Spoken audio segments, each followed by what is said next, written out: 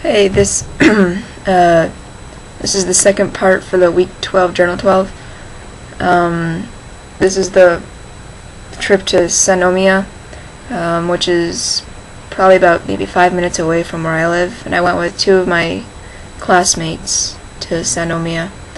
And Sannomiya is a really good district if you like to shop and have something to do. It's kind of like I don't really know a word for it because where I'm from in America, there's no town like this nearby, so it's like a entertainment district, I guess, or something like that.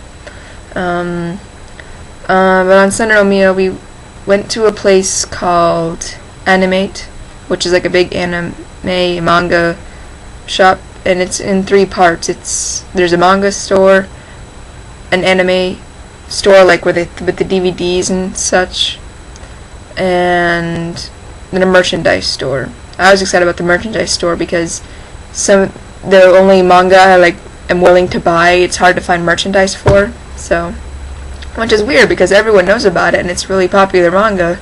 Yet there's not much for it. It's usually stuff like Naruto and stuff like that.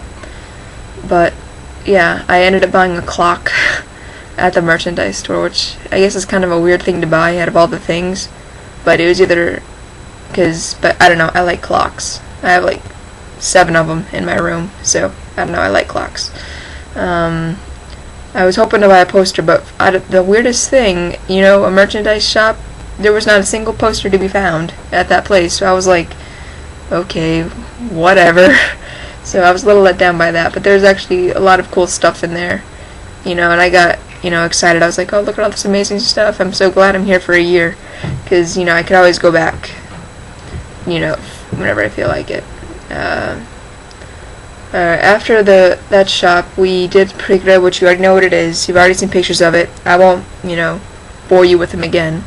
So, after the Pt.2.wmv, we went to a Lolita shop, which was pretty fun in itself, because I like to, I don't like to wear Lolita, because I'm not a frills. I don't really like frills, but I like to draw it because, I don't know, I like the dynamics of it. So I was excited to go to a Lolita shop, and it was called Alice and the Pirates. They have a website. You can go check it out online if you want. Just look it up on Google or something. And I was actually able to get a few pictures with my friend's camera. My camera is it's a DSL camera, so it's really big and stuff and not too subtle. But hers is a small digital one, so I could just go like that, so that's what I was doing. And I got a few pictures here that I can show you, so here they are. Here's, pretty much sorry it's blurry, by the way, I was walking, I had to take a moment to stop. And then this is pretty much, now, the store came in sections. There was super pink, frilly, girly Lolita, and then there was classical Lolita, it kind of existed back then, Victorian era Lolita. Then there was punk Lolita, then there was gothic Lolita, and then there was some kind of super all black, really formal Lolita, with jackets and suit stuff all over the place, and very gothic era jewelry, And I'm sure all of you already know this, but Lolita is hella expensive. It's freaking a lot of money, and I can totally see why it costs so much, but still it kind of sucks, because a lot of the stuff they have is very cool. So yeah, anyway, this section right now was I don't know, I guess the punk-ish, well, you can't, right here, what we're looking at is more of a formal kind of gothic. Just beyond that, though, behind that pink pillar, it was the punk,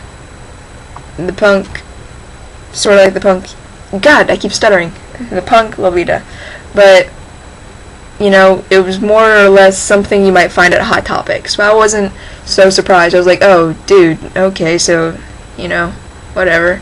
But, my two classmates, they were like, oh, this is so cool. I'm like, there's a store in America all over the place that sells stuff like this. You can see packs of children, not children, but packs of teenagers wearing this stuff, just walking around in massive groups.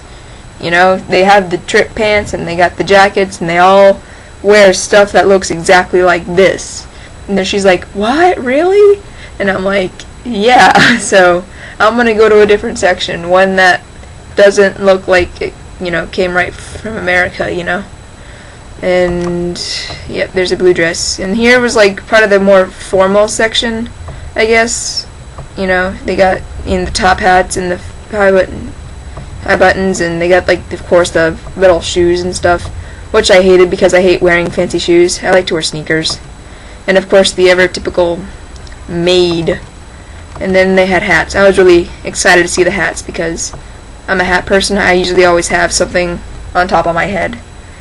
And here's some of the formal dresses. Not like super formal, but like gothic Lolita dresses that cost a pantload of money. Oh, sorry.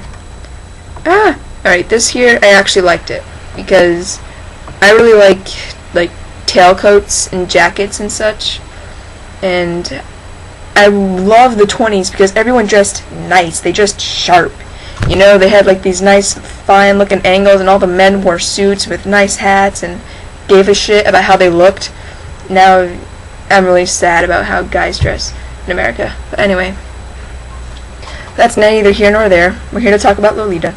But anyway, yeah, so this piece of clothing I was really interested in because I wanted to buy it, and it was around American equivalent of $8, which was okay.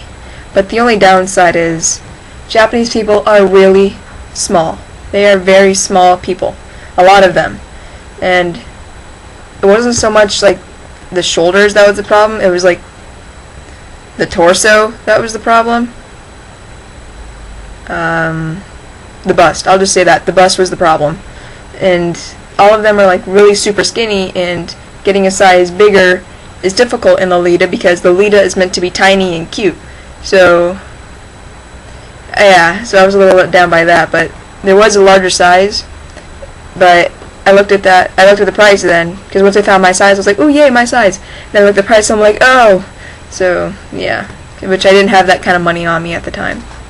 And here's like another variant of it. You can see, like, you know, I don't know, it looks kind of like a school uniform if you ask me. I don't know what the hell was going on with that, but I thought it looked cool.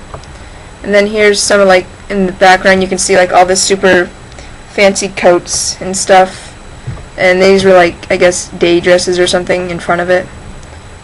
And this was like the super uber duper pink cotton candy sweetness diabetes sugar Lolita stuff. I walked past that section and I like nearly tripped on my shoes. I was like, actually I did trip. So yeah, I managed to get a picture of that, like the whole store. Like that section right there was the super duper cutie pink stuff. I was just like, I felt like my teeth rotting from how sweet it was. Yeah. There was one section that I mentioned earlier, but I was unable to get any photos of.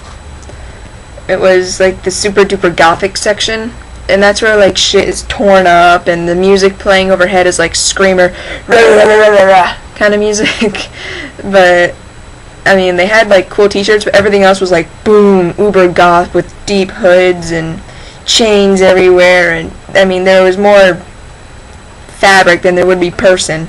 So yeah, my friend enjoyed it, but I was just like, this is too much. It's like a little overboard. Like, you're probably the ones that would get holy water splashed on them if you were to walk through some of the towns I live near.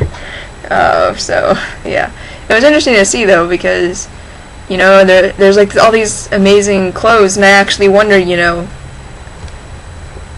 where can I find packs of people wearing this kind of clothing?